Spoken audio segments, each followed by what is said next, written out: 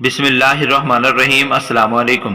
شانی کو میں بچہ سمجھتی تھی، مگر اس نے میری کشتی کو مار مار کر برا حال کر دیا۔ اس وقت میری عمر 32 سال تھی اور یہ کہانی آج سے 3 سال پہلے شروع ہوئی تھی۔ میں شادی شدہ اور ایک بچے کی ماں تھی۔ میرے میاں دبئی میں جاب کرتے تھے اور سال میں 20 دن کی چھٹی پر آتے تھے۔ زندگی اچھے طریقے سے گزر رہی تھی اور میں اپنے گھر میں خوش تھی، اگرچہ تنہائی بہت مشکل سے کٹتی تھی، مگر اب تنہائی کی عادی ہو چکی تھی۔ کبھی کبھار جسم کی خواہش پوری کرنے کے لیے مشت زنی کر کے سکون لیتی تھی۔ مجھے پڑوس کے مردوں کی طرف سے ناجائز تعلقات کی آفر ملی تھی، مگر مجھے ایسی باتوں سے کوئی سروکار نہیں تھا اور نہ ہی میں اپنے شوہر سے بے وفائی کرنا چاہتی تھی، کیونکہ مجھے اپنے شوہر سے بے حد محبت تھی۔ اور ایسے میں مجھے شانی مل گیا۔ شانی میری گود میں کھیل کر بڑا ہوا تھا، 25 سال کا کڑیل نوجوان تھا۔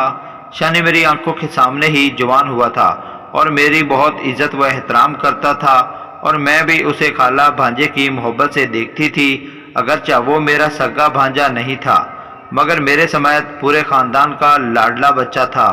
ہوا یوں تھا کہ شانی کو ہمارے گھر کے پاس ہی جا مل گئی تھی اور وہ شہر میں رہائش کی تلاش میں ہمارے گھر آیا تھا۔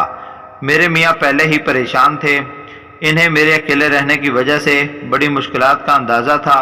ویسے بھی ہمارے لیے شانی ابھی بچہ تھا، لہٰذا انہوں نے اصرار کیا کہ وہ ہمارے گھر پر ہی رہائش اختیار کر لے، اس سے مجھے کمپنی بھی مل جائے گی اور شانی کو بھی آسانی ہو جائے گی۔ اس طرح شانی ہمارے گھر میں رہنے لگ گیا تھا۔ کچھ دنوں میں میرے میاں واپس دبئی چلے گئے اور میں اپنی روٹین میں مگن ہو گئی تھی، مگر حالات بدل چکے تھے۔ اب شانی آ گیا تھا، اس کے آنے سے میری بوریت ختم ہو گئی تھی۔ وہ زندگی سے بھرپور اور ہر وقت خوش رہنے والا لڑکا تھا۔ شانی بہت جلد میری فیملی کا حصہ بن گیا تھا اور روزانہ میں شانی کا انتظار کرتی تھی، اور اس کے آنے پر ہم شام کا کھانا کھاتے، پھر ٹی وی پر کوئی پروگرام دیکھنے بیٹھ جاتے، یعنی پھر میری بیٹی کے ساتھ کوئی کھیل کھیلتا یا اسے کہانیاں سناتا، اور پھر ہم اپنے اپنے کمرے میں جا کر سو جاتے تھے۔ اب میری 5 سالہ بیٹی اسے بہت پسند تھی، ہر وقت اس کو لاڈ پیار کرتا، اس کے لیے چاکلیٹ خرید کر لاتا، یعنی ہمیشہ مجھے آنٹی کہہ کر پکارتا تھا۔ میں اسے شانی بیٹا کہہ کر بلاتی۔ اس کے آنے سے مجھے بڑی مدد مل گئی تھی اور اب چھوٹے موٹے کاموں کے لیے مجھے باہر نکلنے کی ضرورت نہیں تھی، میرا ہر وہ کام خود ہی کر دیتا تھا، اور میں گھر میں ایک مرد کی موجودگی میں بہت محفوظ محسوس کر رہی تھی، اور مجھے اس سے انس و پیار ہو گیا تھا۔ شانی سوموار سے جمعہ تک ہمارے گھر رہتا اور جمعے کو اپنے قصبے اپنی ماں باپ کے پاس چلا جاتا اور سیدھا سوموار کو آفس پہنچ جاتا۔ 3 ماہ بعد گرمیاں سٹارٹ ہو گئی تھیں۔ جب گرمی کی شدت بڑھ رہی تھی تو میں نے اس سے اپنے بیڈ روم میں سونے کا کہا۔ میرے روم میں اے سی لگا ہوا تھا، کیونکہ دن میں کسی بھی غلط قسم کا خیال نہیں آتا تھا۔ اب روزانہ شانی میرے بیڈ پر سونے لگا تھا، مگر سونے سے پہلے وہ روزانہ موبائل پر اکثر کسی لڑکی سے چیٹ کرتا تھا، مگر میں نظر انداز کر کے سو جاتی تھی۔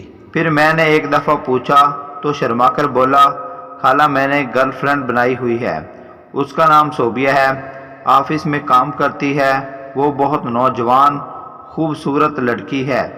مجھے سن کر تھوڑی حیرانی ہوئی تھی کہ لڑکا تو بڑا ہو گیا ہے، مگر ہلکا سا جلن کا احساس بھی ہوا کہ بیڈ پر ساتھ سوئی ہوئی عورت کو چھوڑ کر کسی اور میں دلچسپی لے رہا ہے، کیونکہ میں اس کے سامنے کپڑوں کی خاص توجہ نہ دیتی تھی، کبھی گلا ڈھانپنے کی کوشش بھی نہ کرتی تھی۔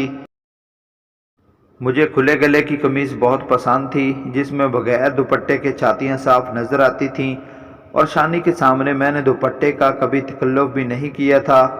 خیر اب مجھے اس کی گرل فرینڈ سے جیلسی محسوس ہونے لگی تھی، کیونکہ جب سے اس نے گرل فرینڈ کا بتایا تھا تب سے اس کی روٹین بدل گئی تھی۔ اب مجھ پر اپنی توجہ کم کر دی تھی، ہر وقت اپنی گرل فرینڈ سے باتوں میں اور چیٹ میں مصروف رہتا تھا۔ ایک دن میں ڈرائنگ روم سے گزر رہی تھی تو فون پر اپنی گرل فرینڈ سے چیٹ میں اتنا مگن تھا کہ اسے پتہ بھی نہ چلا کہ باہر سے کوئی گزر رہا ہے۔ وہ اسکرین پر نظریں جمائے ہوئے کھڑا تھا اور اس کی پینٹ سے اس کا طوطا نظر آ رہا تھا۔ شاید اس کی گرل فرینڈ نے کوئی گرم میسج بھیجا ہو جس سے اس کا جوش پکڑ گیا۔ جب میں نے دوبارہ دیکھا تو وہ کیلے کی شکل میں واضح ہو رہا تھا اور اس کی لمبائی اور موٹائی دیکھ کر میرا جسم تڑپ رہا تھا۔ مرد کے ساتھ یہ کرنے کی پیاس تو پہلے سے موجود تھی۔ یہ نظارہ مجھ سے برداشت نہ ہوا اور مجھے باتھ روم میں جا کر اپنی خواہش پوری کرنی پڑی، مگر اس سے جسم کی آگ ٹھنڈی نہ ہوئی جیسے پہلے ہوتی تھی، کیونکہ دماغ میں شانی کا موٹا طوطا چھایا ہوا تھا۔ شانی کے طوطے کو ننگا دیکھ لیتی تو شاید ذہن پر اتنا اثر نہ ہوتا جتنا کہ اس کی فکر میں تھا۔ ایک جستجو اور جسم میں آگ جاگ گئی تھی۔ اب شانی کو دیکھنے کا میری نظر کا رویہ بدل گیا تھا۔ اب میں اس کی طرف سونے کا ناٹک کر دیتی تھی کہ میرے جسم کے خدوخال اچھے سے واضح ہوں، مگر پتہ نہیں وہ کس چکنی مٹی کا بنا ہوا تھا۔ اس کے دل میں میرے لیے عزت و احترام ہی تھی جو ایک بیٹے کی ایک ماں کے لیے ہوتی ہے، مگر میں نے اسے اپنے دل کے تخت پر بٹھا لیا تھا اور خیالوں میں اس کے ساتھ کتنی ہی سہاگ رات منا چکی تھی۔ میں جانتی تھی کہ اس کے ساتھ ایسا ہونا ناممکن ہے، اس کی اور میری عمر میں بڑا فرق ہے، اور پھر بھی میں ہر دن گزرنے اور ہر آنے والے دن میرے لیے مشکل ہوتا جا رہا تھا۔ میرا دل و دماغ دو حصوں میں تقسیم ہو چکا تھا۔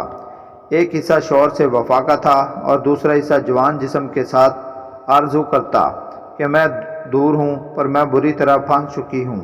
بات صرف جوان شانی کی شخصیت اور شگفتگی اور میری فیملی سے لگاؤ نے مجھ پر اثر کیا تھا۔ ایک دن میں نے رات کو سوتے وقت شانی کے طوطے پر اپنا ہاتھ رکھا اور اس کا کھڑا ہو گیا، اور پھر موقع کی مناسبت پائی اور طوطے کو پکڑ کر ہلانے لگی، اور پھر طوطے میں جان آ گئی تو میں نے ایک دم سے شانی کو اپنے ساتھ لگا لیا۔ پھر شانی نے جھٹکے سے میرے اندر کیا اور اپنا سارا 5 منٹ میں نکال دیا اور مجھے ٹھنڈا کر دیا۔ اب میں ٹھنڈی ہو چکی تھی، اب میرے جسم کی ساری پیاس بجھ چکی تھی۔ پھر میں نے اور شانی نے کئی راتیں رنگین کی۔ دوستو، اگر آپ کو یہ ویڈیو اچھی لگی ہے تو ہمارے چینل کو لائک، سبسکرائب اور ساتھ ہی بیل آئیکن کو پریس کر دیجئے تاکہ مزید ایسی ویڈیوز آپ تک بآسانی پہنچ سکیں۔ اللہ حافظ۔